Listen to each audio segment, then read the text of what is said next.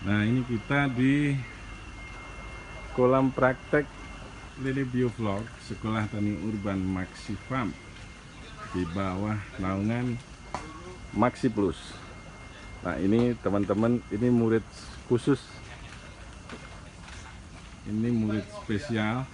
Nah, ini rombongan dari Mas Banu Koran Kompas, teman saya dulu waktu jadi reporter, sekarang udah bos dia.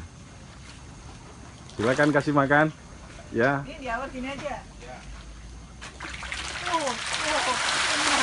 Nah,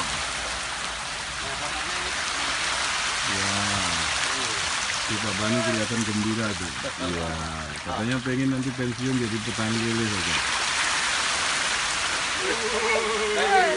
Kayak apa? Di penggorengan.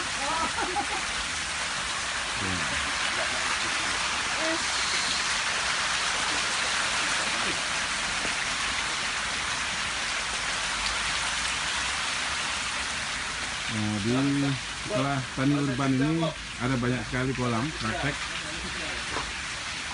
Memang belajar kita langsung praktek, dan teman-teman yang belajar wajib mempraktekkan dan membuat kolam sendiri di rumah masing-masing.